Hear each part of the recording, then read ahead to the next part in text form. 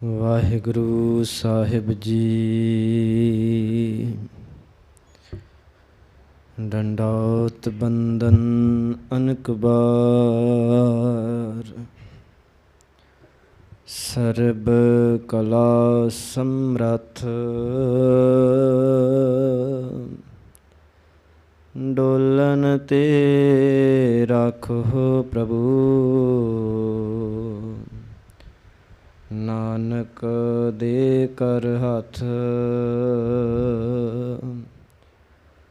ਡੋਲਨ ਤੇ ਰਾਖੋ ਪ੍ਰਭੂ, ਨਾਨਕ ਦੇ ਕਰ ਹੱਥ। ਜੁਗਹੁ ਜੁਗ ਅਟਲ, ਜ਼ਬਰ ਛਤਰ ਤਖਤ ਦੇ ਮਾਲਕ, ਧੰਨ ਧੰਨ ਸਾਹਿਬ ਸ੍ਰੀ ਗੁਰੂ ਗ੍ਰੰਥ ਸਾਹਿਬ ਮਹਾਰਾਜ ਜੀ ਦੀ ਪਾਵਨ ਹਜ਼ੂਰੀ ਦੇ ਅੰਦਰ ਸੁਭਾਇਮਾਨ ਗੁਰੂ ਰੂਪ ਗੁਰੂ ਖਾਲਸਾ ਸਾਧ ਸੰਗਤ ਜੀਓ, ਸਤਿਗੁਰਾਂ ਦੀ ਅਪਾਰ ਬਖਸ਼ਿਸ਼ ਦੇ ਸਦਕਾ ਜੋ ਧੰਨ ਧੰਨ ਧੰਨ ਸਾਹਿਬ ਸ੍ਰੀ ਗੁਰੂ ਗ੍ਰੰਥ ਸਾਹਿਬ ਮਹਾਰਾਜ ਜੀ ਦੀ ਲੜੀਵਾਰ ਕਥਾ ਵਿਚਾਰ ਚੱਲ ਰਹੀ ਹੈ,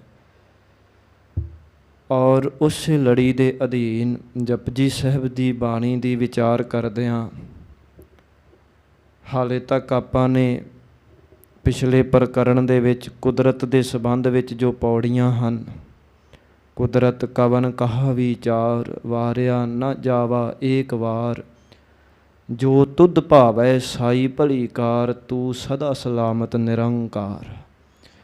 ਇਹਨਾਂ ਪੌੜੀਆਂ ਦੀ ਆਪਾਂ ਵਿਚਾਰ ਕੀਤੀ ਹੈ। ਇਸ ਤੋਂ ਅਗਲੀ ਵਿਚਾਰ ਜੋ ਹੈ ਉਹ ਅੱਜ ਆਪਾਂ ਕਰਨੀ ਹੈ। ਤੋਂ ਆਓ ਜਿੰਨੇ ਵੀ ਜੁੜ ਬੈਠੇ ਹਾਂ ਸਤਿਗੁਰਾਂ ਦੀ ਬਖਸ਼ੀ ਫਤਿਹ ਵਿੱਚ ਹਾਜ਼ਰੀ ਭਰੀਏ ਔਰ ਸਤਿਗੁਰਾਂ ਦੇ ਚਰਨਾਂ 'ਤੇ ਅਰਦਾਸ ਕਰੀਏ, ਸਤਿਗੁਰੂ ਇਹ ਕਥਾ ਆਪ ਕਰਾਇਓ। ਸੁਰਤ ਟਿਕਾ ਕੇ ਉਸ ਫਤਿਹ ਵਿੱਚ ਹਾਜ਼ਰੀ ਭਰੀਏ। ਵਾਹਿਗੁਰੂ ਜੀ ਕਾ ਖਾਲਸਾ, ਵਾਹਿਗੁਰੂ ਜੀ ਕੀ ਫਤਿਹ। ਜਪਜੀ ਸਾਹਿਬ ਦੀ ਬਾਣੀ ਦੀ ਵਿਚਾਰ ਕਰਦਿਆਂ ਪਿਛਲੇ ਪ੍ਰਕਰਨ ਦੇ ਵਿੱਚ ਵਿਚਾਰ ਕੀਤੀ ਕਿ ਕੁਦਰਤ ਜੋ ਹੈ ਉਹ ਬੇਅੰਤ ਹੈ, ਔਰ ਉਹ ਕੁਦਰਤ ਜੋ ਹੈ ਉਹਦੇ ਵਿੱਚ ਬਹੁਤ ਵੈਰਾਈਟੀ ਹੈ, ਭਿੰਨ ਭਿੰਨ ਕਿਸਮਾਂ ਹਨ, ਕੋਈ ਚੰਗਾ ਵੀ ਹੈ ਅਤੇ ਕੋਈ ਮੰਦਾ ਵੀ ਹੈ। ਇਹ ਵਿਚਾਰ ਕੀਤੀ ਹੈ। ਇਸ ਤੋਂ ਅਗਲੀ ਪੌੜੀ ਜੋ ਅੱਜ ਆਪਾਂ ਵਿਚਾਰ ਕਰਨੀ ਹੈ ਸਾਧ ਸੰਗਤ, ਉਹ ਫਿਰ ਅਗਲਾ ਜੋ ਪ੍ਰਕਰਨ ਹੈ ਉਹਦੇ ਅੱਖਰੀ ਅਰਥ ਆਪਾਂ ਕਰਨੇ ਨੇ। ਪਰ ਉਸ ਤੋਂ ਪਹਿਲਾਂ ਆਓ ਆਪਾਂ ਸੁਰਤ ਨੂੰ ਟਿਕਾਈਏ, ਰਸਨਾ ਨੂੰ ਕਰੀਏ ਪਵਿੱਤਰ ਔਰ ਉਚਾਰਨ ਕਰੀਏ ਸਤਿਨਾਮ ਸ੍ਰੀ ਵਾਹਿਗੁਰੂ ਸਾਹਿਬ ਜੀ। ਭਰੀਐ ਹੱਥ ਪੈਰ ਤਨ ਦੇਹ। ਧੰਨ ਗੁਰੂ ਨਾਨਕ ਸਾਹਿਬ ਬਖਸ਼ਿਸ਼ ਕਰਦੇ ਨੇ ਵੀ ਜੇ ਸਾਡਾ ਤਨ, ਸਾਡਾ ਸਰੀਰ, ਸਾਡੇ ਹੱਥ ਪੈਰ ਘੱਟੇ ਦੇ ਨਾਲ, ਮੈਲ ਦੇ ਨਾਲ ਭਰ ਜਾਣ ਤੇ ਫਿਰ ਕੀ ਕੀਤਾ ਜਾ ਸਕਦਾ ਹੈ। ਇਹ ਥੋੜ੍ਹਾ ਜਿਹਾ ਸਮਝਿਓ ਸਾਧ ਸੰਗਤ, ਕਿਉਂਕਿ ਜੋ ਇਹ ਪੌੜੀ ਹੈ ਇਹਦੇ ਵਿੱਚ ਇੱਕ ਬੜਾ ਡੂੰਘਾ ਸਿਧਾਂਤ ਮੇਰੇ ਸਤਿਗੁਰਾਂ ਨੇ ਦਿੱਤਾ ਹੈ। ਸੁਭਾਵਕ ਹੈ ਸਾਧ ਸੰਗਤ ਕਿ ਸਰੀਰ ਨੂੰ ਤਾਂ ਮੈਲ ਲੱਗੇਗੀ। ਆਏ ਦਿਨ ਅਸੀਂ ਕੰਮ ਕਾਜ ਕਰਦੇ ਹਾਂ, ਕੋਈ ਨਾ ਕੋਈ ਕੰਮ ਧੰਦਾ ਕਰਨਾ ਪੈਂਦਾ ਹੈ। ਰਸਤੇ ਵਿੱਚ ਤੁਰਦੇ ਹਾਂ, ਬਾਹਰੋਂ ਘੱਟਾ ਮਿੱਟੀ ਤਨ 'ਤੇ ਪੈ ਜਾਂਦਾ ਹੈ, ਕੰਮ ਕਰਦੇ ਹਾਂ ਹੱਥ ਲਿਬੜ ਜਾਂਦੇ ਨੇ, ਤੁਰਦੇ ਹਾਂ ਪੈਰਾਂ 'ਤੇ ਘੱਟਾ ਪੈ ਜਾਂਦਾ ਹੈ। ਸਰੀਰ ਕਿਸੇ ਨਾ ਕਿਸੇ ਕਾਰਨ ਕਰਕੇ ਮੈਲਾ ਹੋ ਹੀ ਜਾਂਦਾ ਹੈ। ਅਤੇ ਜੇ ਕੋਈ ਕਵੇ ਵੀ ਮੈਂ ਘਰੋਂ ਬਾਹਰ ਨਿਕਲਦਾ ਹੀ ਨਹੀਂ, ਮੈਂ ਮੈਲਾ ਨਹੀਂ ਹੁੰਦਾ, ਉਹਨੂੰ ਵੀ ਕਦੀ ਦੇਖ ਲਿਓ ਬੰਦ ਕਮਰੇ ਵਿੱਚ ਚਿੱਟੇ ਕੱਪੜੇ ਪਾ ਕੇ ਬੈਠਾ ਹੋਵੇ। ਜਿਹੜਾ ਬੰਦਾ ਕਹਿੰਦਾ ਨਾ ਵੀ ਮੈਂ ਬਾਹਰ ਗਿਆ ਹੀ ਨਹੀਂ, ਸੁਬਾਹ ਨਹਾ ਧੋ ਕੇ ਬੈਠਾ ਹੋਵੇ, ਸ਼ਾਮ ਤੱਕ ਉਹ ਫਿਰ ਮੈਲੇ ਦਾ ਮੈਲਾ ਹੁੰਦਾ ਹੈ। ਕਿਉਂ?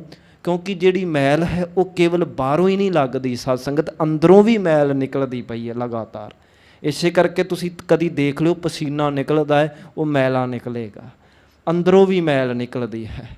ਤੋ ਇਸ ਕਰਕੇ ਇਹ ਸੁਭਾਵਕ ਹੈ ਵੀ ਸਰੀਰ ਤਾਂ ਮੈਲਾ ਹੋਵੇਗਾ, ਇਹਦੇ ਤੇ ਬਾਹਰੋਂ ਘੱਟਾ ਮਿੱਟੀ ਪੈ ਸਕਦਾ, ਇਹਦੇ ਅੰਦਰੋਂ ਜਿਹੜੀ ਮੈਲ ਨਿਕਲ ਸਕਦੀ ਹੈ। ਸਰੀਰ ਮੈਲਾ ਹੋਵੇਗਾ, ਪਰ ਸਤਿਗੁਰੂ ਜੀ ਕਹਿੰਦੇ ਜੇ ਕਿਤੇ ਸਰੀਰ ਮੈਲਾ ਹੋ ਜਾਵੇ, ਇਹਦਾ ਇੱਕ ਹੱਲ ਹੈਗਾ। ਉਹ ਹੱਲ ਇਹ ਹੈ ਕਿ ਪਾਣੀ ਦੇ ਨਾਲ ਇਹਨੂੰ ਧੋਤਾ ਜਾ ਸਕਦਾ ਹੈ। ਹੱਥ ਗੰਦੇ ਨੇ, ਪਾਣੀ ਨਾਲ ਧੋ ਸਕਦੇ ਹਾਂ। ਮੂੰਹ ਗੰਦਾ ਹੋ ਗਿਆ, ਪਾਣੀ ਨਾਲ ਧੋਤਾ ਜਾ ਸਕਦਾ ਹੈ। ਪੈਰ ਗੰਦੇ ਹੋ ਜਾਣ, ਪਾਣੀ ਨਾਲ ਧੋਤੇ ਜਾ ਸਕਦੇ ਹਨ। ਸਰੀਰ ਲਿਬੜ ਜਾਵੇ, ਉਹਨੂੰ ਪਾਣੀ ਦੇ ਨਾਲ ਧੋਤਾ ਜਾ ਸਕਦਾ ਹੈ। ਅਤੇ ਜੇ ਕੋਈ ਕਵੇ ਕੱਪੜੇ ਵੀ ਗੰਦੇ ਹੋ ਗਏ ਨੇ, ਮਲ ਮੂਤਰ ਲੱਗ ਗਿਆ ਜਾਂ ਹੋਰ ਕਿਸੇ ਕਿਸਮ ਦਾ ਗੰਦ ਲੱਗ ਗਿਆ ਹੈ, ਮਹਾਰਾਜ ਕਹਿੰਦੇ ਜੇ ਕੱਪੜੇ ਵੀ ਮੈਲੇ ਹੋ ਜਾਣ, ਮਲ ਮੂਤਰ ਦੇ ਨਾਲ ਲਿਬੜ ਜਾਣ, ਮਹਾਰਾਜ ਕਹਿੰਦੇ ਨੇ ਉਹਦਾ ਵੀ ਹੱਲ ਇਹ ਹੈ ਵੀ ਉਹਨੂੰ ਸਾਬਣ ਦੇ ਨਾਲ ਧੋਤਾ ਜਾ ਸਕਦਾ ਹੈ। ਤੋ ਜੇ ਕੱਪੜੇ ਮੈਲੇ ਹੁੰਦੇ ਨੇ, ਆਪਾਂ ਜਾਣਦੇ, ਫਿਰ ਆਪਾਂ ਸਾਬਣ ਦੇ ਨਾਲ ਰਗੜ ਰਗੜ ਕੇ ਧੋ ਦਿੰਦੇ ਹਾਂ ਅਤੇ ਉਹ ਮੈਲ ਵੀ ਨਿਕਲ ਜਾਂਦੀ ਹੈ। ਤੋ ਗੁਰੂ ਸਾਹਿਬ ਕਹਿੰਦੇ ਜੇ ਸਰੀਰ ਮੈਲਾ ਹੋ ਜਾਵੇ, ਪਾਣੀ ਨਾਲ ਧੋਤਾ ਜਾ ਸਕਦਾ ਹੈ। ਕੱਪੜੇ ਮੈਲੇ ਹੋ ਜਾਣ, ਉਹਨੂੰ ਸਾਬਣ ਦੇ ਨਾਲ ਧੋਤਾ ਜਾ ਸਕਦਾ ਹੈ। ਪਰ ਯਾਦ ਰੱਖਿਓ, ਜੇ ਮੱਤ ਮੈਲੀ ਹੋ ਜਾਵੇ ਫਿਰ ਕੀ ਕਰੋਗੇ? ਸਰੀਰ ਤਾਂ ਪਾਣੀ ਨਾਲ ਧੋ ਲਿਆ, ਕੱਪੜੇ ਸਾਬਣ ਦੇ ਨਾਲ ਧੋ ਲਏ, ਅਤੇ ਸਵਾਲ ਹੈ ਵੀ ਜੇ ਮਨ ਜਿਹੜਾ ਹੈ, ਮੱਤ ਜਿਹੜੀ ਹੈ, ਇਹ ਮੈਲੀ ਹੋ ਜਾਵੇ। ਮੱਤ ਦੀ ਮੈਲ ਕੀ ਆ? ਵੀ ਇਹਦੇ ਵਿੱਚ ਗਲਤ ਵਿਚਾਰ ਆ ਗਏ ਨੇ, ਵਕਾਰ ਆ ਗਏ ਨੇ, ਇਹਦੇ ਵਿੱਚ ਹੁਣ ਕਾਮ ਦੇ ਫੁਰਨੇ ਨੇ, ਬੜੇ ਹੰਕਾਰੀ ਹੋ ਗਈ ਹੈ ਮੱਤ। ਜੋ ਗਲਤ ਵਿਚਾਰ ਹੈ ਉਹਦਾ ਪ੍ਰਭਾਵ ਇਸ ਮੱਤ 'ਤੇ ਪੈ ਗਿਆ ਹੈ, ਭਾਵ ਮੱਤ ਬਹੁਤ ਮੈਲੀ ਹੋ ਗਈ ਹੈ। ਅਤੇ ਇਹ ਯਾਦ ਰੱਖਿਓ ਸਾਧ ਸੰਗਤ, ਫਿਰ ਮੱਤ ਜਿਹੜੀ ਆ ਉਹ ਸਾਬਣ ਨਾਲ ਨਹੀਂ ਧੁੱਪਣੀ। ਜੇ ਤੁਸੀਂ ਕਹੋ ਵੀ ਮੈਂ ਦਿਮਾਗ 'ਤੇ ਸਾਬਣ ਲਾ ਦਾਂਗਾ ਅਤੇ ਮੱਤ ਵੀ ਮੇਰੀ ਜਿਹੜੀ ਸਾਫ਼ ਹੋ ਜਾਵੇਗੀ, ਇੰਜ ਨਹੀਂ ਹੋਣਾ। ਤੁਸੀਂ ਜ਼ੋਰ ਜ਼ੋਰ ਦੀ ਛਿੱਟੇ ਮਾਰੀ ਜਾਓ ਦਿਮਾਗ ਵਾਲੇ ਪਾਸੇ, ਮੱਥੇ 'ਤੇ ਜ਼ੋਰ ਜ਼ੋਰ ਦੀ ਛਿੱਟੇ ਮਾਰੀ ਜਾਓ, ਮੱਤ ਨੇ ਇੰਜ ਵੀ ਪਵਿੱਤਰ ਨਹੀਂ ਹੋਣਾ। ਜੇ ਕੋਈ ਕਵੇ ਵੀ ਮੈਂ ਤੀਰਥਾਂ 'ਤੇ ਜਾ ਕੇ ਕੇਸੀ ਇਸ਼ਨਾਨ ਕਰ ਲਵਾਂਗਾ, ਉਹਦੇ ਨਾਲ ਵੀ ਜਿਹੜੀ ਮੱਤ ਨੇ ਜਿਹੜੀ ਪਵਿੱਤਰ ਨਹੀਂ ਹੋਣਾ। ਮੈਲ ਇਹ ਇਸ ਤਰ੍ਹਾਂ ਨਹੀਂ ਧੁੱਪਣੀ। ਸਰੀਰ ਮੈਲਾ ਹੋ ਗਿਆ ਤੇ ਪਾਣੀ ਨਾਲ ਧੁੱਪ ਸਕਦਾ ਹੈ, ਕੱਪੜੇ ਮੈਲੇ ਹੋ ਜਾਣ ਤਾਂ ਸਾਬਣ ਪਾਣੀ ਨਾਲ ਧੁੱਪ ਸਕਦੇ ਨੇ, ਪਰ ਜੇ ਮੱਤ ਮੈਲੀ ਹੋ ਜਾਵੇ, ਇਹਨੇ ਨਾ ਪਾਣੀ ਨਾਲ ਧੁੱਪਣਾ ਹੈ ਨਾ ਸਾਬਣ ਨਾਲ ਧੁੱਪਣਾ ਹੈ। ਫਿਰ ਕਾਹਦੇ ਨਾਲ ਧੁੱਪਣਾ ਹੈ? ਮਹਾਰਾਜ ਕਹਿੰਦੇ ਇਹਨੇ ਪਰਮਾਤਮਾ ਦੇ ਨਾਮ ਨਾਲ ਧੁੱਪਣਾ ਹੈ। ਪਰਮਾਤਮਾ ਦਾ ਨਾਮ ਹੀ ਹੈ ਜਿਹੜਾ ਇਸ ਮੱਤ ਨੂੰ ਪਵਿੱਤਰ ਕਰ ਸਕਦਾ ਹੈ। ਇਸ ਕਰਕੇ ਸਾਨੂੰ ਹਦਾਇਤ ਕੀਤੀ ਗਈ ਆ ਵੀ ਸਿੱਖਾ, ਤੂੰ ਅੰਮ੍ਰਿਤ ਵੇਲੇ ਉੱਠ ਕੇ ਨਿਤਨੇਮ ਕਰਿਆ ਕਰ, ਸੰਧਿਆ ਵੇਲੇ ਸੋਧਰ ਪੜ੍ਹਿਆ ਕਰ, ਸੌਣ ਤੋਂ ਪਹਿਲਾਂ ਕੀਰਤਨ ਸੋਹਲਾ ਪੜ੍ਹਿਆ ਕਰ, ਅਤੇ ਕੇਵਲ ਨਿਤਨੇਮ ਤੱਕ ਸੀਮਤ ਨਾ ਰਹੀ। ਗੁਰੂ ਗ੍ਰੰਥ ਸਾਹਿਬ ਮਹਾਰਾਜ ਜੀ ਦਾ ਸਹਿਜ ਪਾਠ ਕਰਿਆ ਕਰ, ਅੰਮ੍ਰਿਤ ਵੇਲੇ ਉੱਠ ਕੇ ਮੂਲ ਮੰਤਰ ਦਾ ਜਾਪ ਕਰਿਆ ਕਰ, ਵਾਹਿਗੁਰੂ ਸਿਮਰਨ ਕਰਿਆ ਕਰ। ਇਹ ਕਿਉਂ ਕਿਹਾ ਜਾਂਦਾ ਹੈ? ਇਸ ਕਰਕੇ ਕਿਹਾ ਜਾਂਦਾ ਹੈ ਵੀ ਕਿਤੇ ਮੱਤ ਜਿਹੜੀ ਉਹ ਪਵਿੱਤਰ ਹੋ ਜਾਵੇ, ਜਿਹੜੀ ਮੈਲ ਦੇ ਨਾਲ ਭਰੀ ਹੋਈ ਹੈ, ਜਿਹੜੀ ਮੈਲ ਦੇ ਨਾਲ ਭਰੀ ਹੋਈ ਹੈ। ਅਤੇ ਇੱਕ ਮੈਂ ਬੇਨਤੀ ਕਰਦਿਆਂ ਸਤ ਸੰਗਤ, ਕਦੀਆਂ ਬੀਬੀਆਂ ਨੂੰ ਪੁੱਛ ਕੇ ਦੇਖੋ, ਅਸੀਂ ਆਏ ਦਿਨ ਸਫਾਈ ਕਰਦੇ ਹਾਂ, ਆਏ ਦਿਨ ਨਹਾਉਣਾ ਪੈਂਦਾ ਸਾਨੂੰ, ਭਾਵੇਂ ਅਸੀਂ ਬਾਹਰ ਕਿਤੇ ਨਾ ਵੀ ਜਾਈਏ। ਕੋਈ ਕਵੇ ਵੀ ਮੈਂ ਕਿਹੜਾ ਬਾਹਰ ਕੰਮ ਕਰਨ ਗਿਆ, ਮੈਨੂੰ 10 ਦਿਨ ਨਹਾਉਣ ਦੀ ਲੋੜ ਹੀ ਨਹੀਂ, ਅਤੇ ਉਹਦੀ ਕੀ ਹਾਲਤ ਹੋਵੇਗੀ ਪੁੱਛ ਕੇ ਦੇਖਿਓ ਜਿਹੜਾ 10 ਦਿਨ ਨਾ ਨਹਾਵੇ। ਭਾਵੇਂ ਤੂੰ ਕਿਤੇ ਬਾਹਰ ਨਹੀਂ ਜਾਂਦਾ, ਫਿਰ ਵੀ ਮਨੁੱਖ ਨੂੰ ਰੋਜ਼ ਨਹਾਉਣਾ ਹੀ ਪੈਂਦਾ ਹੈ, ਕਿਉਂਕਿ ਜੇ ਨਹੀਂ ਨਹਾਵੇਗਾ ਮੈਲ ਨੇ ਤਾਂ ਆਪਣੇ ਆਪ ਸਰੀਰ 'ਤੇ ਲੱਗ ਹੀ ਜਾਣਾ। ਇੱਥੋਂ ਤੱਕ ਘਰਾਂ ਦੇ ਵਿੱਚ ਰੋਜ਼ ਸਫਾਈ ਕੀਤੀ ਜਾਂਦੀ ਆ। ਹੁਣ ਘਰਾਂ ਦੇ ਵਿੱਚ ਰੋਜ਼ ਅਸੀਂ ਬਾਹਰੋਂ ਬੁੱਕ ਭਰ ਕੇ ਮਿੱਟੀ ਥੋੜ੍ਹਾ ਸਿੱਟਦੇ ਹਾਂ। ਕਦੀ ਪੁੱਛ ਕੇ ਦੇਖੋ ਬੀਬੀਆਂ ਨੂੰ ਵੀ ਤੁਸੀਂ ਰੋਜ਼ ਹੀ ਝਾੜੂ ਫੜ ਕੇ ਕਿਉਂ ਬਹਿ ਜਾਂਦੇ ਹੋ? ਆਪਾਂ ਕਿਹੜਾ ਬੱਠਲ ਭਰ ਕੇ ਅੰਦਰ ਮਿੱਟੀ ਸੁੱਟੀ ਆ ਵੀ ਜਿਹੜੀ ਬੌਕਰ ਨਾਲ ਕੱਢਣੀ ਪੈਂਦੀ ਹੈ? ਇੱਕੋ ਹੀ ਜਵਾਬ ਹੋਵੇਗਾ, ਭਾਵੇਂ ਜਾਣ ਬੁੱਝ ਕੇ ਮਿੱਟੀ ਨਹੀਂ ਪਾਈ ਜਾਂਦੀ, ਪਰ ਫਿਰ ਵੀ ਬੌਕਰ ਮਾਰਨ ਦੀ ਲੋੜ ਪੈਂਦੀ ਹੈ, ਕਿਉਂਕਿ ਜਿਹੜਾ ਘੱਟਾ ਮਿੱਟੀ ਉਹ ਆਪਣੇ ਆਪ ਹੀ ਘਰ ਵਿੱਚ ਆ ਹੀ ਜਾਂਦਾ ਹੈ, ਆ ਹੀ ਜਾਂਦਾ। ਜੇ ਸਫਾਈ ਨਾ ਕਰਾਂਗੇ ਨਾ ਤੇ ਘਰ ਦੇ ਵਿੱਚ ਗੰਦ ਪੈ ਹੀ ਜਾਣਾ ਹੈ, ਭਾਵੇਂ ਆਪ ਮਿੱਟੀ ਚੱਕ ਕੇ ਨਾ ਪਾਈਏ। ਇਸੇ ਤਰ੍ਹਾਂ ਸਾਧ ਸੰਗਤ ਇਹ ਗੱਲ ਯਾਦ ਰੱਖਿਓ, ਜੇ ਨਿਤਨੇਮ ਨਹੀਂ ਕਰੋਗੇ, ਜੇ ਸਿਮਰਨ ਨਹੀਂ ਕਰੋਗੇ, ਜੇ ਬਾਣੀ ਨਹੀਂ ਪੜ੍ਹੋਗੇ, ਜੇ ਜਪਜੀ ਸਾਹਿਬ ਨਹੀਂ ਕਰੋਗੇ, ਜੇ ਜਪ ਨਹੀਂ ਪੜ੍ਹੋਗੇ, ਜੇ ਆਨੰਦ ਨਹੀਂ ਪੜ੍ਹੋਗੇ, ਜੇ ਚੌਪੀ ਸਾਹਿਬ ਨਹੀਂ ਪੜ੍ਹੋਗੇ, ਜੇ ਰਹਿਰਾ ਸਾਹਿਬ ਨਹੀਂ ਕਰੋਗੇ, ਜੇ ਕੀਰਤਨ ਸੋਹਲਾ ਨਹੀਂ ਕਰੋਗੇ, ਜੇ ਮੂਲ ਮੰਤਰ ਨਹੀਂ ਪੜ੍ਹੋਗੇ, ਜੇ ਗੁਰਬਾਣੀ ਦਾ ਪਾਠ ਨਹੀਂ ਕਰੋਗੇ, ਤਾਂ ਮੈਲ ਨੇ ਆਪਣੇ ਆਪ ਮੱਤ ਦੇ ਵਿੱਚ ਆ ਹੀ ਜਾਣਾ। ਭਾਵੇਂ ਕੋਈ ਕਵੇ ਵੀ ਮੈਂ ਕਿਹੜਾ ਜਾਣ ਬੁੱਝ ਕੇ ਮੈਲ ਪਾਉਣਾ ਹੈ। ਜੇ ਨਿਤਨੇਮ ਛੱਡ ਦਿੱਤਾ ਤੇ ਆਪਣੇ ਆਪ ਮੈਲ ਨੇ ਅੰਦਰ ਆ ਹੀ ਜਾਣਾ ਹੈ। ਜਿਵੇਂ ਘਰ ਦੀ ਸਫਾਈ ਛੱਡ ਦਿਓ, ਘਰ ਨੇ ਗੰਦਾ ਹੋ ਹੀ ਜਾਣਾ ਹੈ। ਨਹਾਉਣਾ ਬੰਦ ਕਰ ਦਿਓ, ਸਰੀਰ ਨੇ ਮੈਲਾ ਹੋ ਹੀ ਜਾਣਾ, ਬਿਮਾਰ ਹੋ ਹੀ ਜਾਣਾ ਹੈ। ਇਸੇ ਤਰ੍ਹਾਂ ਨਿਤਨੇਮ ਛੱਡ ਦਿਓ, ਇਸ ਮੱਤ ਨੇ ਆਪਣੇ ਆਪ ਮੈਲਾ ਹੋ ਹੀ ਜਾਣਾ ਹੈ, ਹੋ ਹੀ ਜਾਣਾ ਹੈ। ਇਸ ਕਰਕੇ ਜਿਵੇਂ ਰੋਜ਼ ਘਰ ਦੀ ਸਫਾਈ ਕਰਨ ਦੀ ਲੋੜ ਪੈਂਦੀ ਹੈ, ਜਿਵੇਂ ਰੋਜ਼ ਨਹਾਉਣ ਦੀ ਲੋੜ ਪੈਂਦੀ ਹੈ, ਜਿਵੇਂ ਰੋਜ਼ ਕੱਪੜੇ ਧੋਣ ਦੀ ਲੋੜ ਪੈਂਦੀ ਹੈ, ਇਸੇ ਤਰ੍ਹਾਂ ਸਿੱਖਾ ਤੈਨੂੰ ਰੋਜ਼ ਨਿਤਨੇਮ ਕਰਨ ਦੀ ਲੋੜ ਹੈ ਜੇ ਮੱਤ ਨੂੰ ਪਵਿੱਤਰ ਰੱਖਣਾ ਚਾਹੁੰਦਾ ਹੈ, ਜੇ ਪਾਪਾਂ ਤੋਂ ਬਚਣਾ ਚਾਹੁੰਦਾ ਹੈ। ਇਸ ਕਰਕੇ ਆਏ ਦਿਨ ਸੁਰਤ ਟਿਕਾ ਕੇ ਨਿਤਨੇਮ ਕਰਨਾ ਬਹੁਤ ਜ਼ਰੂਰੀ ਹੈ।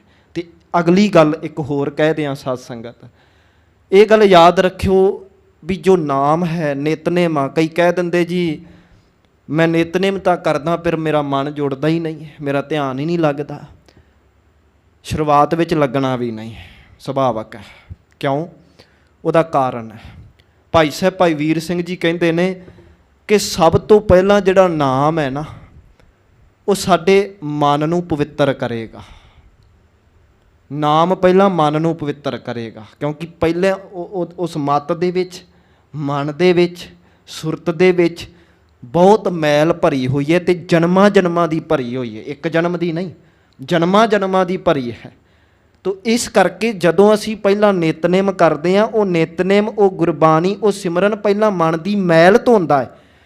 ਤੇ ਜਿੰਨੀ ਦੇਰ ਤੱਕ ਮਨ ਦੇ ਵਿੱਚ ਜਾਂ ਮੱਤ ਦੇ ਵਿੱਚ ਪਾਪ ਨੇ, ਮੈਲ ਨੇ, ਉਨੀ ਦੇਰ ਤੱਕ ਰਸ ਨਹੀਂ ਆਊਗਾ।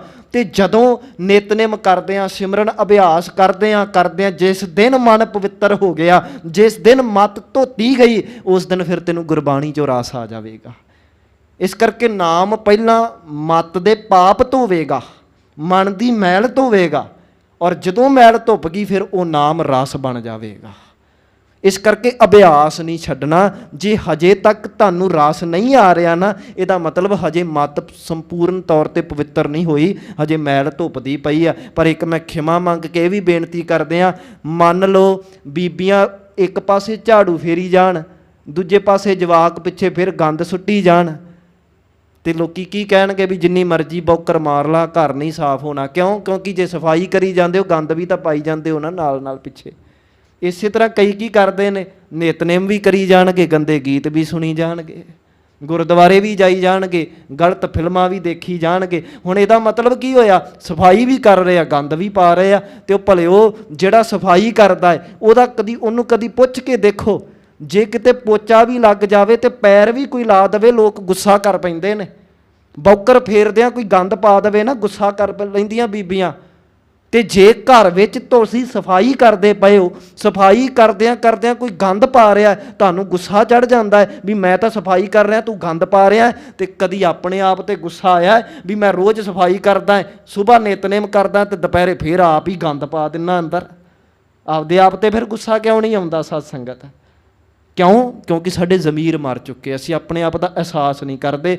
ਜੇ ਨਿਤਨੇਮ ਨਹੀਂ ਕਰਦੇ ਤੇ ਨਿਤਨੇਮ ਕਰੋ, ਤੇ ਜੇ ਕਰਦੇ ਆ ਨਾਲ ਨਾਲ ਗੰਦ ਪਾਉਣਾ ਵੀ ਬੰਦ ਕਰੋ। ਵੀ ਇਹ ਨਹੀਂ ਵੀ ਪਹਿਲਾਂ ਸੁਬਾਹ ਸਫਾਈ ਕਰੀ ਜਾਓ, ਦੁਪਹਿਰੇ ਗੰਦ ਵੇਖੀ ਜਾਓ, ਗੰਦ ਪਾਈ ਜਾਓ ਅੰਦਰ। ਕਿਉਂਕਿ ਜੋ ਕੁਝ ਦੇਖਦੇ ਆ ਉਹਨੇ ਅੰਦਰ ਜਾ ਕੇ ਮੱਤ ਦੀ ਮੈਲ ਬਣਨਾ ਹੈ। ਚੰਗਾ ਕਰਾਂਗੇ ਤੇ ਉਹਨੇ ਮੱਤ ਨੂੰ ਪਵਿੱਤਰ ਕਰਨਾ ਹੈ, ਕੁਝ ਗਲਤ ਦੇਖਾਂਗੇ ਉਹਨੇ ਅੰਦਰ ਜਾ ਕੇ ਮੱਤ ਦੀ ਮੈਲ ਬਣਨਾ ਹੈ। ਇਸ ਕਰਕੇ ਇਸ ਪੌੜੀ ਦੇ ਵਿੱਚ ਜੋ ਸਤਿਗੁਰਾਂ ਨੇ ਸਿਧਾਂਤ ਦਿੱਤਾ ਹੈ, ਮਹਾਰਾਜ ਕਹਿੰਦੇ ਜੇ ਮੱਤ ਨੂੰ ਪਵਿੱਤਰ ਕਰਨਾ ਹੈ ਉਹ ਨਾਮ ਨਾਲ ਹੋਵੇਗੀ। ਤੋ ਆਓ ਇਸ ਪੌੜੀ ਦੇ ਜੋ ਅੱਖਰੀ ਅਰਥ ਕਰਦੇ ਹਾਂ, ਇਹੀ ਤੁਕ ਦੁਬਾਰਾ ਪੜੋ ਜੀ। ਭਰੀਐ ਹੱਥ ਪੈਰ ਤਨ ਦੇਹ। ਜੇ ਸਾਡਾ ਸਰੀਰ, ਤਨ, ਹੱਥ ਪੈਰ ਘੱਟੇ ਮਿੱਟੀ ਜਾਂ ਮੈਲ ਦੇ ਨਾਲ ਭਰ ਜਾਣ, ਪਾਣੀ ਧੋਤੈ ਉਤਰ ਸਖੇਹ। ਇਹ ਸਰੀਰ ਫਿਰ ਜੋ ਹੈ, ਹੱਥ ਪੈਰ ਨੇ, ਇਹ ਪਾਣੀ ਦੇ ਨਾਲ ਧੋ ਕੇ ਮੈਲ ਨੂੰ ਸਾਫ਼ ਕੀਤਾ ਜਾ ਸਕਦਾ ਹੈ। ਮੂਤ ਪਲੀਤੀ ਕੱਪੜ ਹੋਏ। ਜੇ ਤਨ ਤੇ ਪਾਏ ਹੋਏ ਕੱਪੜੇ ਜਾਂ ਹੋਰ ਕੱਪੜੇ ਮਲ ਮੂਤਰ ਦੇ ਨਾਲ ਪਲੀਤ ਹੋ ਜਾਣ, ਗੰਦੇ ਹੋ ਜਾਣ, ਦੇ ਸਾਬੂਨ ਲਈਐ ਉਹ ਧੋਏ। ਸਾਬਣ ਦੇ ਨਾਲ ਉਹਨਾਂ ਨੂੰ ਫਿਰ ਧੋਤਾ ਜਾ ਸਕਦਾ ਹੈ। ਭਰੀਐ ਮਤ ਪਾਪਾ ਕੈ ਸੰਗ। ਪਰ ਜੇ ਮਤ ਪਾਪਾਂ ਦੇ ਨਾਲ ਭਰ ਜਾਵੇ ਫਿਰ ਉਹਦਾ ਕੀ ਹੱਲ ਹੈ? ਸਤਿਗੁਰੂ ਜੀ ਅੱਗੇ ਫਰਮਾਉਂਦੇ ਹਨ, ਉਹ ਧੋਪੈ ਨਾਵੈ ਕੈ ਰੰਗ। ਇਹ ਮੱਤ ਫਿਰ ਕਿਸੇ ਪਾਣੀ ਜਾਂ ਕਿਸੇ ਸਾਬਣ ਨਾਲ ਨਹੀਂ ਧੁੱਪਣੀ। ਇਹ ਮੱਤ ਦੇ ਜਿਹੜੇ ਪਾਪ ਨੇ, ਇਹ ਮੱਤ ਦੀ ਜਿਹੜੀ ਮੈਲ ਹੈ, ਇਹ ਪਰਮਾਤਮਾ ਦੇ ਨਾਮ ਨਾਲ ਹੀ ਧੁੱਪੇਗੀ। ਪੁੰਨੀ ਪਾਪੀ ਆਖਣ ਨਾਹੀ। ਮਹਾਰਾਜ ਕਹਿੰਦੇ ਪੁੰਨ ਤੇ ਪਾਪ ਦੀਆਂ ਗੱਲਾਂ ਹੁੰਦੀਆਂ, ਪਰ ਇਹ ਗੱਲਾਂ ਕੇਵਲ ਕਰਨ ਮਾਤਰ ਨਹੀਂ ਹਨ। ਪੁੰਨ ਤੇ ਪਾਪ ਕੇਵਲ ਕਹਿਣ ਮਾਤਰ ਨਹੀਂ ਹਨ। ਕਰ ਕਰ ਕਰਨਾ ਲਿਖ ਲੈ ਜਾਹੋ। ਕਰ ਕਰ ਕਰਨਾ ਲਿਖ ਲੈ ਜਾਹੋ। ਮਹਾਰਾਜ ਕਹਿੰਦੇ ਜੋ ਤੂੰ ਕਰਦਾ ਪਿਆ ਹੈ ਉਹ ਕੁਝ ਤੇਰੇ ਅੰਦਰ ਸੰਸਕਾਰ ਉਕਰਦੇ ਪਏ ਨੇ ਤੇ ਇਹ ਕੁਝ ਤੂੰ ਨਾਲ ਲੈ ਕੇ ਜਾਣਾ ਹੈ। ਆਮ ਤੌਰ ਤੇ ਕਿਹਾ ਜਾਂਦਾ ਵੀ ਨਾਲ ਕੁਝ ਵੀ ਨਹੀਂ ਜਾਣਾ, ਪਰ ਗੁਰਬਾਣੀ ਕਹਿੰਦੀ ਹੈ ਨਾਲ ਕੁਝ ਜਾਂਦਾ ਹੈ। ਠੀਕ ਹੈ, ਧਨ ਦੌਲਤ ਨਾਲ ਨਹੀਂ ਜਾਂਦੀ, ਪਰਿਵਾਰ ਨਾਲ ਨਹੀਂ ਜਾਂਦਾ, ਕਾਰਾਂ ਗੱਡੀਆਂ ਨਾਲ ਨਹੀਂ ਜਾਂਦੀਆਂ, ਘਰ-ਬਾਰ ਨਾਲ ਨਹੀਂ ਜਾਂਦਾ, ਪਰ ਤੇਰੇ ਕਰਮ ਤੇਰੇ ਨਾਲ ਜਾਣਗੇ।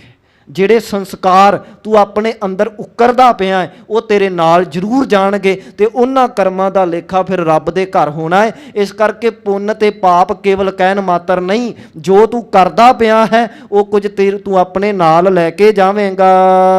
ਆਪੇ ਬੀਜ ਆਪੇ ਹੀ ਖਾਹੋ। ਆਪੇ ਹੀ ਬੀਜ ਕੇ ਤੇ ਤੂੰ ਆਪ ਹੀ ਖਾਣਾ ਹੈ। ਜਿਹੜੇ ਕਰਮ ਕਰੇਗਾ ਉਹ ਤੈਨੂੰ ਹੀ ਭੁਗਤਨੇ ਪੈਣੇ ਨੇ। ਜੇ ਤੂੰ ਕਹੇਂਗਾ ਨਾ ਵੀ ਕੋਈ ਹੋਰ ਭੁਗਤੇਗਾ, ਇਸ ਤਰ੍ਹਾਂ ਨਹੀਂ। ਜੋ ਕੁਝ ਤੂੰ ਕਰਦਾ ਪਿਆ ਤੈਨੂੰ ਭੁਗਤਣਾ ਹੀ ਪੈਣਾ। ਯਾਦ ਰੱਖ, ਚੰਗਾ ਕਰੇਗਾ ਚੰਗਾ ਤੇਰੇ ਨਾਲ ਹੋਏਗਾ, ਮਾੜਾ ਕਰੇਗਾ ਤੇਰੇ ਨਾਲ ਮਾੜਾ ਹੋਏਗਾ। ਜੇ ਤੂੰ ਕੰਡੇ ਬੀਜੇਗਾ ਤੇ ਤੈਨੂੰ ਕੰਡੇ ਹੀ ਮਿਲਣਗੇ, ਦਾਖਾਂ ਬੀਜੇਗਾ ਤੇ ਤੈਨੂੰ ਦਾਖਾਂ ਮਿਲਣਗੀਆਂ। ਬੁਰੇ ਕਰਮ ਕਰੇਗਾ ਤੇ ਤੇਰੇ ਨਾਲ ਵੀ ਫਿਰ ਤੇਰੀ ਜ਼ਿੰਦਗੀ 'ਚ ਵੀ ਦੁੱਖ ਆਉਣਗੇ, ਭਲਾ ਕਰੇਗਾ ਤੇ ਤੇਰੀ ਜ਼ਿੰਦਗੀ 'ਚ ਸੁੱਖ ਆਉਣਗੇ। ਮਹਾਰਾਜ ਕਹਿੰਦੇ ਜੋ ਕੁਝ ਤੂੰ ਬੀਜਦਾ ਪਿਆ ਹੈ ਨਾ ਉਹ ਤੈਨੂੰ ਹੀ ਵੱਢਣਾ ਪੈਣਾ ਹੈ, ਉਹ ਤੈਨੂੰ ਹੀ ਖਾਣਾ ਪੈਣਾ ਹੈ। ਨਾਨਕ ਹੁਕਮੀ ਆਵੋ ਜਾਹੋ। ਤੇ ਉਸ ਪਰਮਾਤਮਾ ਦੇ ਹੁਕਮ ਦੇ ਵਿੱਚ ਫਿਰ ਆਉਂਦਾ ਤੇ ਜਾਂਦਾ ਰਹੇਗਾ, ਜੰਮਦਾ ਤੇ ਮਰਦਾ ਰਹੇਗਾ। ਤੀਰਥ ਤਪ ਦਇਆ ਦਤ ਦਾਨ। ਧਾਰਮਿਕ ਜਗਤ ਦੇ ਵਿੱਚ ਕੁਝ ਕਰਮ ਕੀਤੇ ਜਾਂਦੇ ਨੇ, ਤੀਰਥ ਯਾਤਰਾਵਾਂ ਕੀਤੀਆਂ ਜਾਂਦੀਆਂ ਨੇ, ਤਪ ਕੀਤੇ ਜਾਂਦੇ ਹਨ, ਦਇਆ ਭਾਵ ਜੀਵਾਂ ਤੇ ਤਰਸ ਕੀਤਾ ਜਾਂਦਾ ਹੈ, ਕਈ ਦਾਨ ਦਿੰਦੇ ਹਨ। ਤੇ ਇਹ ਕਰਮ ਜਿਹੜੇ ਕੀਤੇ ਜਾਂਦੇ ਹਨ ਇਹਨਾਂ ਦੀ ਕਿੰਨੀ ਕੁ ਮਹਾਨਤਾ ਹੈ ਇਹ ਅਗਲੀ ਪੰਕਤੀ ਵਿੱਚ ਫਿਰ ਸਤਿਗੁਰੂ ਜੀ ਉੱਤਰ ਦਿੰਦੇ ਹਨ। ਜੇ ਕੋ ਪਾਵੈ ਤਿਲ ਕਾ ਮਾਨ।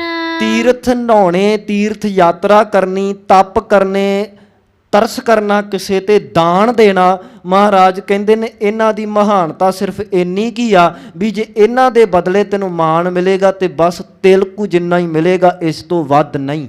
ਇਹ ਯਾਦ ਰੱਖੀ। ਇਸ ਕਰਕੇ ਇਹ ਜਿਹੜੇ ਕਰਮ ਕੀਤੇ ਜਾਂਦੇ ਹਨ ਨਾ ਸਾਧ ਸੰਗਤ, ਤਪ ਕਰਨਾ, ਦਾਨ ਕਰਨੇ, ਫਿਰ ਤੀਰਥ ਯਾਤਰਾਵਾਂ ਕਰਨੀਆਂ, ਤੀਰਥ ਇਸ਼ਨਾਨ ਕਰਨੇ, ਇਹਨਾਂ ਦਾ ਮਾਣ ਸਿਰਫ ਇੰਨਾ ਕੀ ਹੈ, ਇਹਨਾਂ ਦਾ ਫਲ ਸਿਰਫ ਇੰਨਾ ਕੀ ਹੈ ਕਿ ਤਿਲਕੂ ਮਾਤਰ ਤੈਨੂੰ ਮਾਣ ਮਿਲੇਗਾ, ਇਸ ਤੋਂ ਵੱਧ ਇਹਨਾਂ ਦਾ ਕੋਈ ਫਲ ਨਹੀਂ। ਜੇ ਕੋ ਪਾਵੈ ਤਿਲ ਕਾ ਮਾਨ। ਹਾਂਜੀ, ਮਹਾਰਾਜ ਕਹਿੰਦੇ ਫਿਰ ਤੈਨੂੰ ਤਿਲ ਜਿੰਨਾ ਹੀ ਮਾਣ ਮਿਲੇਗਾ, ਇਸ ਤੋਂ ਵੱਧ ਨਹੀਂ। ਸੁਣਿਆ ਮੰਨਿਆ ਮਨ ਕੀਤਾ ਭਾਉ। ਪਰ ਆਹ ਕਰਮ ਜਿਹੜਾ ਸਾਨੂੰ ਕਰਨਾ ਚਾਹੀਦਾ, ਜਿਹਦਾ ਫਲ ਬਹੁਤ ਮਹਾਨ ਹੈ, ਉਹ ਹੈ ਪਰਮਾਤਮਾ ਦੇ ਨਾਮ ਨੂੰ ਸੁਣਨਾ, ਫਿਰ ਮੰਨਣਾ ਤੇ ਪ੍ਰੇਮ ਵੀ ਕਰਨਾ। ਇਹਦੀ ਵਿਚਾਰ ਆਪਾਂ ਕਰ ਚੁੱਕੇ ਪਿੱਛੇ। ਇਹ ਕਰਮ ਸਿੱਖੀ ਦੇ ਵਿੱਚ ਮਹਾਨ ਦੱਸਿਆ। ਸਿੱਖੀ ਵਿੱਚ ਕੋਈ ਮੱਸਿਆ ਨਹਾਉਣ ਦੀ ਮਹਾਨਤਾ ਨਹੀਂ ਹੈ। ਮਹਾਰਾਜ ਨੇ ਕਹਿਤਾ ਜੇ ਮਿਲਦੀ ਆ ਵਡਿਆਈ ਬਸ ਤਿਲ ਮਾਤਰ, ਇਸ ਤੋਂ ਵੱਧ ਨਹੀਂ। ਸਿੱਖੀ ਦੇ ਵਿੱਚ ਤਪ ਕਰਨ ਦੀ ਕੋਈ ਮਹਾਨਤਾ ਨਹੀਂ ਹੈ। ਸਿੱਖੀ ਦੇ ਵਿੱਚ ਸਭ ਤੋਂ ਵੱਡੀ ਮਹਾਨਤਾ ਹੈ ਸੁਣਨ ਦੀ, ਮੰਨਣ ਦੀ ਤੇ ਪ੍ਰਮਾਤਮਾ ਨਾਲ ਪ੍ਰੇਮ ਪਾਉਣ ਦੀ। ਜੇ ਆਹ ਕੁਝ ਤੇਰੇ ਪੱਲੇ ਹੈਗਾ ਹੀ ਤੇ ਸਮਝੀ ਤੂੰ ਬਹੁਤ ਧਰਮ ਕਮਾ ਲਿਆ। ਤੇ ਆਹ ਕੁਝ ਜ਼ਿੰਦਗੀ ਦੇ ਵਿੱਚ ਜੇ ਤੂੰ ਹਾਸਲ ਨਹੀਂ ਕੀਤਾ, ਜੇ ਤੈਨੂੰ ਸੁਣਨਾ ਨਹੀਂ ਆਇਆ ਤੇ ਗੁਰੂ ਦੀ ਗੱਲ ਮੰਨਣੀ ਨਹੀਂ ਆਈ, ਸੁਣ ਕੇ ਤੂੰ ਕਰੀ ਕੁਝ ਹੋਰ ਹੀ ਜਾਣਾ ਹੈ ਤੇ ਪ੍ਰੇਮ ਰੱਬ ਦੇ ਨਾਲ ਪਾਉਂਦਾ ਨਹੀਂ, ਜੋ ਮਰਜ਼ੀ ਕਰ ਲਾ ਤੂੰ, ਤੀਰਥ ਨਹਾਉਂਦਾ ਰਹਿ, ਦਾਨ ਕਰਦਾ ਰਹਿ, ਤਪ ਕਰਦਾ ਰਹਿ, ਜੋ ਮਰਜ਼ੀ ਕਰ ਲੈ, ਮਹਾਰਾਜ ਕਹਿੰਦੇ ਇਹ ਕਰਮ ਤੇਰੇ ਪ੍ਰਵਾਨ ਨਹੀਂ ਹੋਣੇ। ਸਿੱਖੀ ਦੇ ਵਿੱਚ ਇਹ ਭਗਤ ਜਗਤ ਦੇ ਵਿੱਚ ਜੋ ਆਹ ਕਰਮਾਂ ਦੀ ਮਹਾਨਤਾ ਹੈ ਕਿ ਸੁਣੀਏ, ਮੰਨੀਏ ਤੇ ਫਿਰ ਉਸ ਪਰਮਾਤਮਾ ਦੇ ਨਾਲ ਪ੍ਰੇਮ ਵੀ ਪਾਈਏ। ਅੰਤਰਗਤ ਤੀਰਥ ਮਲ ਨਾਉ। ਤੇ ਜੇ ਤੂੰ ਆਹ ਕਰਮ ਕਰੇਂਗਾ ਨਾ ਫਿਰ ਤੈਨੂੰ ਬਾਹਰਲੇ ਤੀਰਥਾਂ ਦੇ ਵਿੱਚ ਨਹਾਉਣ ਦੀ ਲੋੜ ਨਹੀਂ। ਮਹਾਰਾਜ ਕਹਿੰਦੇ ਅੰਤਰ ਆਤਮੇ ਹੀ ਮਾਨੋ ਤੂੰ ਤੀਰਥ ਦੇ ਇਸ਼ਨਾਨ ਕਰ ਲੈ। ਅੰਤਰ ਆਤਮੇ ਤੀਰਥ ਇਸ਼ਨਾਨ ਕਰਨ ਤੋਂ ਭਾਵ ਕਿ ਅੰਤਰ ਆਤਮਾ ਤੇਰਾ ਪਵਿੱਤਰ ਹੋ ਜਾਵੇਗਾ, ਮੈਲ ਤੇਰੀ ਧੁੱਪ ਜਾਵੇਗੀ, ਅੰਦਰੋਂ ਸਾਫ਼ ਹੋ ਜਾਵੇਗਾ ਜੇ ਤੂੰ ਉਸ ਨਾਮ ਨੂੰ ਸੁਣੇਗਾ, ਮੰਨੇਗਾ ਤੇ ਉਸ ਪ੍ਰਮਾਤਮਾ ਨਾਲ ਪ੍ਰੇਮ ਪਾਏਗਾ। ਸਭ ਗੁਣ ਤੇਰੇ ਮੈਂ ਨਾਹੀ ਕੋਏ। ਜੇ ਕੋਈ ਤੀਰਥ ਨਹਾਉਂਦਾ ਹੈ, ਤਪ ਕਰਦਾ ਹੈ, ਦਾਨ ਕਰਦਾ ਹੈ, ਕਿਸੇ ਤੇ ਤਰਸ ਕਰਦਾ ਹੈ, ਮਹਾਰਾਜ ਕਹਿੰਦੇ ਇਹ ਕੁਝ ਕਰਨ ਦੇ ਨਾਲ ਤਾਂ ਸਗੋਂ ਮਨ ਦੇ ਵਿੱਚ ਹੰਕਾਰ ਆ ਜਾਂਦਾ ਹੈ, ਮਨ ਦੁੱਗਣਾ ਮੈਲਾ ਹੋ ਜਾਂਦਾ ਹੈ। ਪਰ ਜੇ ਅਸੀਂ ਵਾਹਿਗੁਰੂ ਦੇ ਨਾਮ ਨੂੰ ਸੁਣਾਂਗੇ, ਮੰਨਾਂਗੇ, ਪ੍ਰੇਮ ਪਾਵਾਂਗੇ, ਫਿਰ ਉਸ ਮਨੁੱਖ ਦੇ ਹਿਰਦੇ 'ਚ ਹੰਕਾਰ ਨਹੀਂ ਆਉਂਦਾ। ਉਹਦੀ ਇਹ ਭਾਵਨਾ ਬਣਦੀ ਹੈ ਕਿ ਹੇ ਪ੍ਰਮਾਤਮਾ ਸਾਰੇ ਗੁਣ ਤੇਰੇ ਹੀ ਨੇ, ਮੇਰੇ ਅੰਦਰ ਕੋਈ ਗੁਣ ਨਹੀਂ, ਜੋ ਕੁਝ ਹੈ ਉਹ ਤੇਰਾ ਹੀ ਦਿੱਤਾ ਹੋਇਆ। ਕਿਉਂਕਿ ਜਿਹਨੂੰ ਰੱਬ ਨਾਲ ਪਿਆਰ ਪੈ ਗਿਆ ਨਾ, ਉਹ ਕਦੀ ਨਹੀਂ ਕਹੇਗਾ ਵੀ ਆਹ ਕੁਝ ਮੈਂ ਕਰਨ ਵਾਲਾ।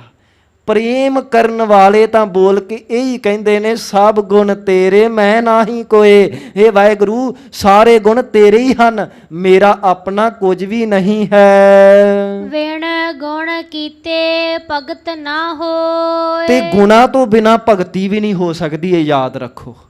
ਜੇ ਅਸੀਂ ਨਿਤਨੇਮ ਕਰਦੇ ਹਾਂ, ਨਾਲ ਨਾਲ ਉਹ ਗੁਣ ਜੋ ਨਿਤਨੇਮ ਦੱਸਦਾ ਉਹ ਨਹੀਂ ਕਮਾਉਂਦੇ ਪਏ ਨਾ, ਤੇ ਯਾਦ ਰੱਖੋ ਇੱਕ ਦਿਨ ਜਾਂ ਤਾਂ ਨਿਤਨੇਮ ਛੁੱਟ ਜੂਗਾ ਤੇ ਜਾਂ ਕੰਮ ਨਿਬੇੜਨ ਵਾਲਾ ਹੀ ਗੱਲ ਰਹਿ ਜੂਗੀ, ਹੋਰ ਕੁਝ ਵੀ ਨਹੀਂ। ਆ ਕਈ ਵਾਰੀ ਸ਼ੁਰੂ ਦੇ ਵਿੱਚ ਕਈਆਂ ਨੂੰ ਬੜਾ ਰਸ ਆਇਆ ਹੁੰਦਾ ਹੈ, ਜਿਵੇਂ ਜਿਵੇਂ ਨਿਤਨੇਮ ਕਰਦੇ ਰਹਿੰਦੇ ਆ, ਜਾਂ ਤਾਂ ਕੋਈ ਛੱਡ ਦਿੰਦਾ ਹੈ ਜਾਂ ਕੋਈ ਕਹਿੰਦਾ ਵੀ ਕੰਮ ਹੀ ਨਿਬੇੜਦਾ ਹੈ, ਉਂਝ ਕੋਈ ਰਸ ਨਹੀਂ ਆਉਂਦਾ। ਉਹ ਕਿਉਂ ਨਹੀਂ ਆਉਂਦਾ? ਕਿਉਂਕਿ ਉਹ ਨਾਲ ਨਾਲ ਗੁਣ ਨਹੀਂ ਕਮਾਉਂਦਾ ਪਿਆ। ਕਿਉਂਕਿ ਗੁਣ ਕਮਾਏ ਤੋਂ ਬਿਨਾ ਭਗਤੀ ਨਹੀਂ ਹੋ ਸਕਦੀ। ਵਿਨ ਗੁਣ ਕੀਤੇ ਭਗਤ ਨਾ ਹੋਏ। ਇਸ ਕਰਕੇ ਨਾਲ ਨਾਲ ਗੁਣ ਵੀ ਕਮਾਓ। ਉਹਨਾਂ ਜੋ ਨਿਤਨੇਮ ਵਿੱਚ ਪੜ੍ਹਦੇ ਹੋਣਾ ਸਾਧ ਸੰਗਤ, ਉਹਨੂੰ ਆਪਣੇ ਜੀਵਨ ਤੇ ਧਾਰਨ ਵੀ ਕਰੋ। ਸਵਸਤ ਆਥ ਬਾਣੀ ਬਰਮਾਓ। ਸਵਸਤ ਆਥ ਬਾਣੀ ਬਰਮਾਓ। ਸਵਸਤ, ਹੇ ਪ੍ਰਮਾਤਮਾ ਤੇਰੀ ਜੈਕਾਰ ਹੈ, ਤੈਨੂੰ ਪ੍ਰਣਾਮ ਹੈ, ਤੈਨੂੰ ਨਮਸਕਾਰ ਹੈ। ਆਥ ਭਾਵ ਮਾਇਆ ਪਦਾਰਥ, ਬਾਣੀ ਮਤਲਬ ਬੋਲ, ਬਰਮਾਓ ਦਾ ਮਤਲਬ ਬਰਮਾ ਭਾਵ ਘੜਨ ਵਾਲਾ, ਬਣਾਉਣ ਵਾਲਾ।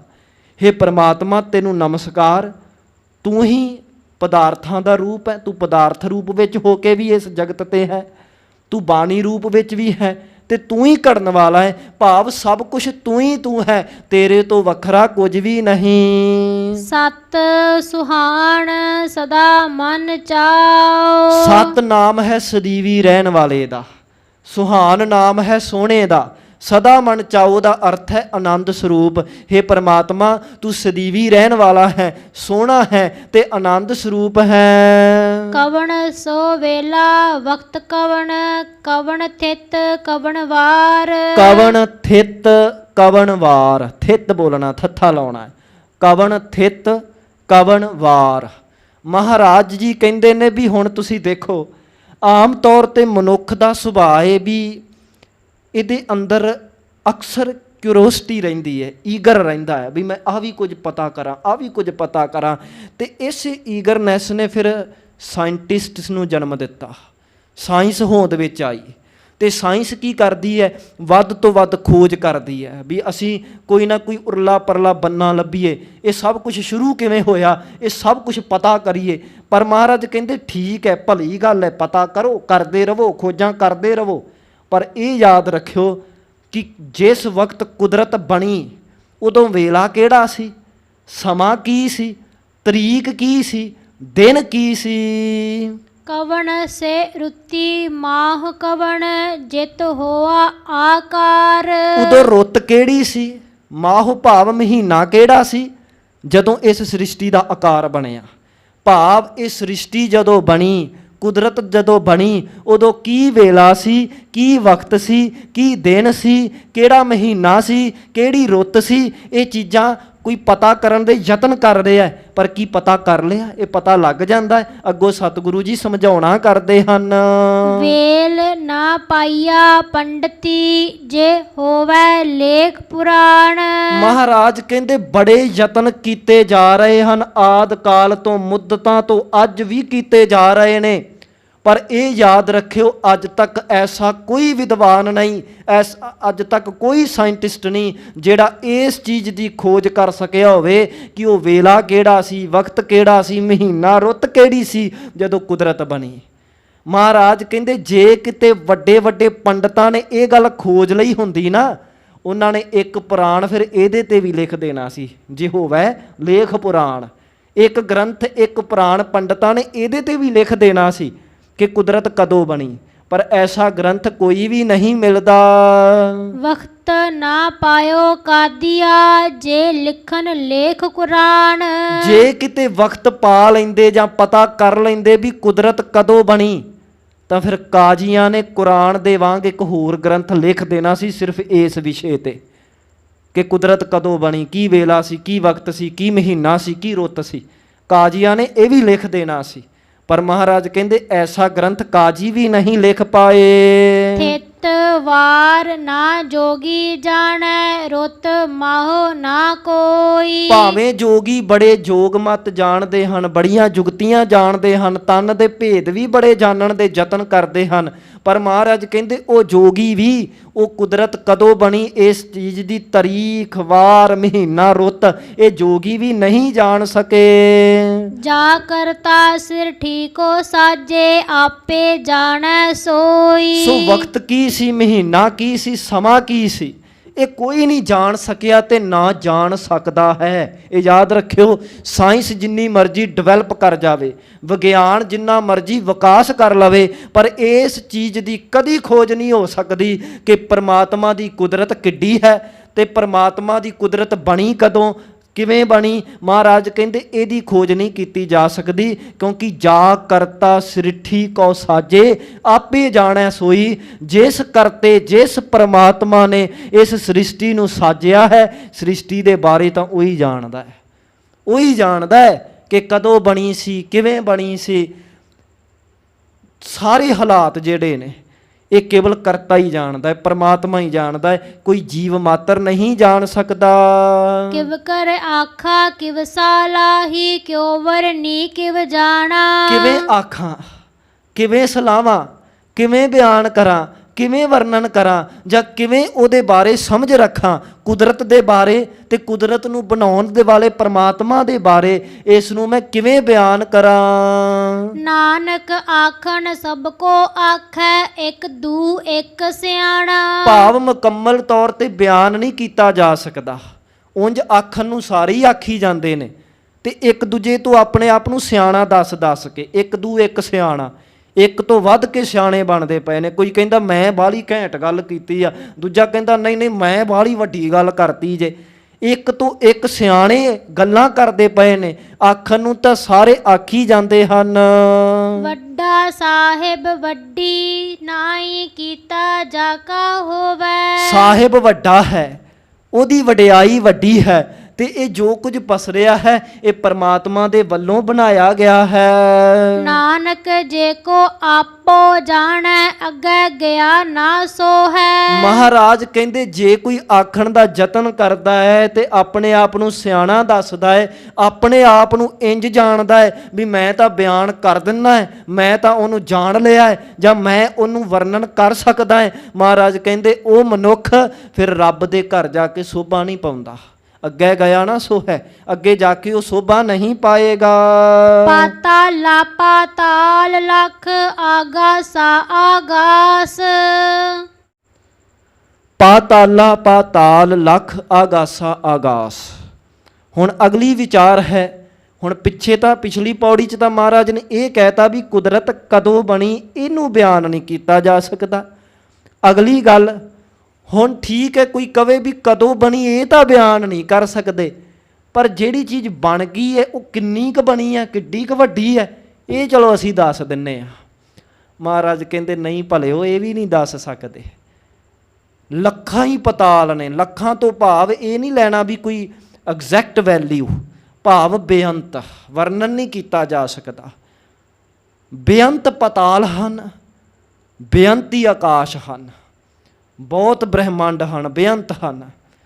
ਹਾਲਾਂਕਿ ਜਦੋਂ ਧੰਨ ਗੁਰੂ ਨਾਨਕ ਸਾਹਿਬ ਬਗਦਾਦ ਦੀ ਧਰਤੀ 'ਤੇ ਗਏ, ਪੀਰ ਦਸਤਗੀਰ ਦੇ ਨਾਲ ਵਿਚਾਰ ਹੋਈ ਤੇ ਵਿਚਾਰਾ ਕਰਦਿਆਂ ਇੱਕ ਗੱਲ ਚੱਲੀ ਤੇ ਪੀਰ ਦਸਤਗੀਰ ਨੇ ਪੁੱਛ ਲਿਆ, ਹੈ ਧੰਨ ਗੁਰੂ ਨਾਨਕ, ਤੁਹਾਡੇ ਬੋਲਾਂ ਤੋਂ ਸਾਨੂੰ ਸੁਣਿਆ ਪਤਾ ਲੱਗਿਆ ਕਿ ਤੁਸੀਂ ਕਹਿੰਦੇ ਹੋ ਵੀ ਲੱਖਾਂ ਹੀ ਪਤਾਲ ਨੇ, ਲੱਖਾਂ ਹੀ ਆਕਾਸ਼ ਨੇ, ਪਰ ਇਸਲਾਮ ਤਾਂ ਕਹਿੰਦਾ ਇਹ 7 ਪਤਾਲ ਨੇ ਤੇ 7 ਆਕਾਸ਼ ਨੇ। ਅਸੀਂ ਤਾਂ 7 ਦੱਸਦੇ ਹਾਂ, ਤੁਸੀਂ ਲੱਖਾਂ ਦੱਸਦੇ ਹੋ, ਇਹ ਕਿਉਂ? ਤੇ ਗੁਰੂ ਨਾਨਕ ਸਾਹਿਬ ਨੇ ਉਦੋਂ ਜਵਾਬ ਦਿੱਤਾ ਸੀ ਕਿ ਪੀਰ ਦਸਤਗੀਰ, ਜਿਸ ਦੀ ਨਜ਼ਰ 2 ਫੁੱਟ ਤੱਕ ਜਾਂਦੀ ਹੋਵੇ ਉਹਦੇ ਵਾਸਤੇ 2 ਫੁੱਟ ਹੀ ਸੱਚ ਹੈ, ਅਗਾਂਹ ਉਹਦੇ ਵਾਸਤੇ ਸੱਚ ਨਹੀਂ।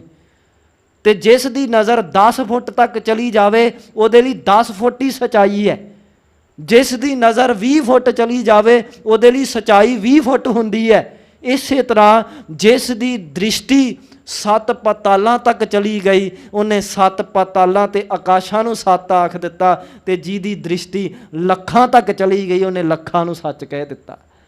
ਮਹਾਰਾਜ ਕਹਿੰਦੇ ਆਪੋ ਆਪਣੀ ਦ੍ਰਿਸ਼ਟੀ ਦੀ ਗੱਲ ਹੈ, ਪਰ ਇੱਕ ਗੱਲ ਮੈਂ ਕਹਿ ਦਿਆਂ, ਬਾਰਿਸ਼ ਪੈਂਦੀ ਹੋਵੇ ਤੇ ਕੋਈ ਬੋਲ ਕੇ ਕਵੇ ਵੀ ਜਿੰਨੀਆਂ ਬੂੰਦਾਂ ਡਿੱਗਦੀਆਂ ਪਈਆਂ ਮੈਂ ਗਿਣ ਲਈਆਂ, ਉਹ ਮੂਰਖਤਾ ਹੀ ਹੁੰਦੀ ਹੈ।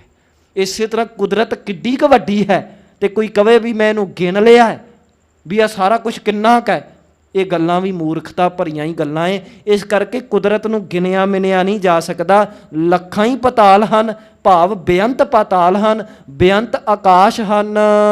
ਓੜਕ ਓੜਕ ਭਾਲ ਥਕੇ ਵੇਦ ਕਹਿਨ ਇੱਕ ਬਾਤ। ਧਾਰਮਿਕ ਗ੍ਰੰਥ ਵੀ ਇੱਕ ਗੱਲ ਬੋਲ ਬੋਲ ਕੇ ਕਹਿੰਦੇ ਨੇ ਕਿ ਭਾਲ ਭਾਲ ਕੇ ਥੱਕ ਗਏ ਵੀ ਇਹ ਕੁਦਰਤ ਦਾ ਅਖੀਰਲਾ ਬੰਨਾ ਕੀ ਹੈ। ਅੱਜ ਵੀ ਤੁਸੀਂ ਦੇਖੋ ਵਿਗਿਆਨ ਖੋਜ ਹੀ ਰਹੇ ਆ ਨਾ, ਅਖੀਰਲਾ ਬੰਨਾ ਖੋਜਣ ਦੇ ਵਿੱਚ ਹੀ ਲੱਗੇ ਹੋਏ ਨੇ। ਓੜਕ ਓੜਕ ਭਾਲ ਥੱਕੀ, ਅਖੀਰਲਾ ਬੰਨਾ ਲੱਭਦਿਆਂ ਥੱਕ ਗਏ, ਪਰ ਕੁਦਰਤ ਦਾ ਅਖੀਰਲਾ ਬੰਨਾ ਜੋ ਹੈ ਉਹ ਨਹੀਂ ਲੱਭਦਾ।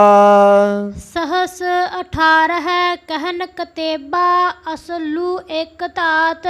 ਸਹਸ 18 ਕਹਿਨ ਕਤੇਬਾ ਅਸਲੂ ਇੱਕ ਧਾਤ। ਅਸਲੂ ਸੱਸੇ ਨੂੰ ਔਂਕੜ ਲਾਉਣਾ ਹੈ ਪਰ ਉੱਤੇ ਅਦਕ ਨਹੀਂ ਲਾਉਣਾ। ਅਸਲੂ ਇੱਕ ਧਾਤ। ਮਹਾਰਾਜ ਕਹਿੰਦੇ ਨੇ ਸਹਿਸ 18 ਹੈ, ਸਹਿਸ ਭਾਵ 1000, 18 ਲੱਗ ਗਿਆ 18000। ਇਸਲਾਮ ਦੇ ਵਿੱਚ 18000 ਆਲਮ ਮੰਨੇ ਜਾਂਦੇ ਨੇ। ਆਲਮ ਤੋਂ ਭਾਵ ਵਿਦਵਾਨ।